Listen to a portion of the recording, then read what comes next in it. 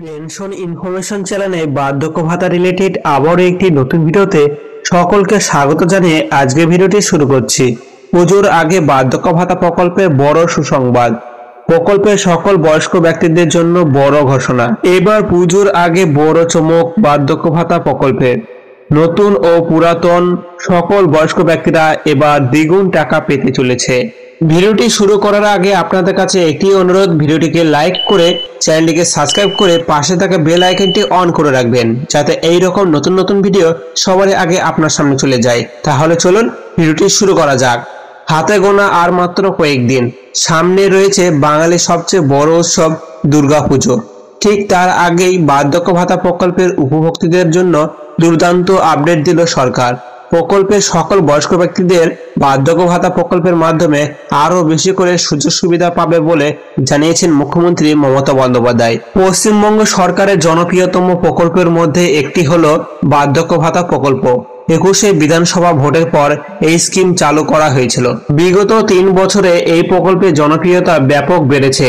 এবার বার্ধক্য ভাতা প্রকল্পের নিয়েই এবার বড় আপডেট দিলেন মুখ্যমন্ত্রী মমতা বন্দ্যোপাধ্যায়। রাজ্য সরকারের এই স্কিমের দ্বারা উপকৃত হয়েছে বাংলার সকল বয়স্ক ব্যক্তিরা। শুরুতেই এই প্রকল্পের মাধ্যমে রাজ্যের সাধারণ শ্রেণীর মহিলাদের মাসিক 1000 টাকা করে ভাতা দেওয়া হতো। অন্যদিকে তপশিলি জাতি উপজাতি শ্রেণীর মহিলারাও পেতেন 1000 টাকা করে। এবার লোকসভা ভোটের আগে এক ধাক্কায় সেই ভাতা অনেকখানি বাড়িয়ে দেওয়া হয়েছে।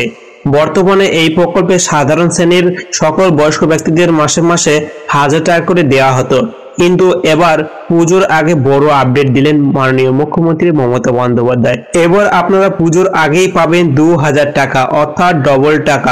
গত আগস্ট মাসেই এই প্রকল্প নিয়ে মুখ্যমন্ত্রী মমতা বন্দ্যোপাধ্যায় বলেন, আগামী ডিসেম্বর মাস থেকেই বার্ধক্য ভাতা প্রকল্পের আবেদন নিয়ে কাজ শুরু করা হবে।